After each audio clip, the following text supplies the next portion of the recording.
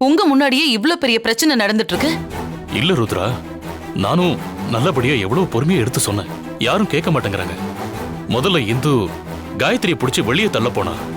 அதை பார்த்துட்டு கோவப்பட்ட லட்சுமி அம்மா தடுத்து நிறுத்த போய் கால் தவறி இந்து கீழே விழுந்துட்டா. அப்புறம் என்னாச்சுங்கிறத நீயே பார்த்தல. என்ன நீ இப்பெல்லாம் இந்த வீட்ல ஒரே சத்தமும் சண்டையுமா இருக்கு?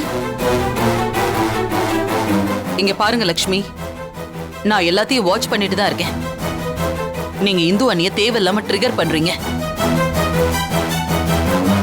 நீங்களும் உங்க பொண்ணும் இந்த வீட்டுக்குள்ள வந்ததுல இருந்து ஒரே பிரச்சனையா தான் போயிட்டு இருக்கு. இந்த வீட்டோட நிம்மதியே போச்சு. என்னம்மா நீங்க வந்ததும் வராததுமா எல்லாத்துக்கும் காரணம் நாங்க தான் சொல்றீங்க? உங்க கண்ணு முன்னாடி உங்க பொண்ணை யாராவது தலைமுடிய புடிச்சு இழுத்துட்டு போய் கழுத்தை புடிச்சு வெளியே தள்ள நீங்க பாத்துட்டு சும்மா இருப்பீங்களா? ஒரு அம்மாவா உங்க ரத்தம் கொதிக்காது?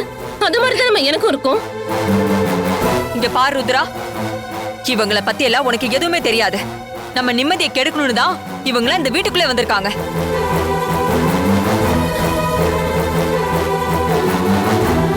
இங்க இவளுகளை இப்படியே விட்டோன்னு வச்சுக்கோயேன், கரையா மாதிரி நம்ம குடும்பத்தை அரிச்சு நம்மளையும் அழிச்சு ஒண்ணும் இல்லாம உரு தெரியாம பண்ணிடுவாங்க.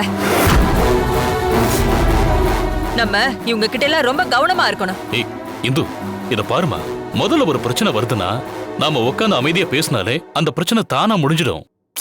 எதுவா இருந்தாலும் பேசி தீர்த்துக்கலாமா? அண்ணே, இத பத்தி எல்லாம் உங்களுக்கு ஒண்ணும் தெரியாதுண்ணே.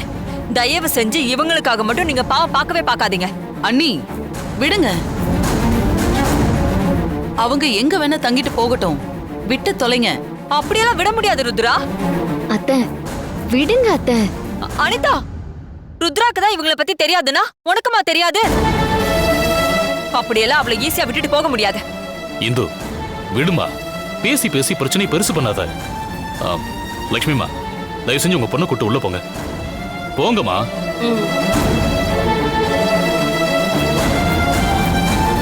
ருத்ரா, நீயும் உள்ள போ.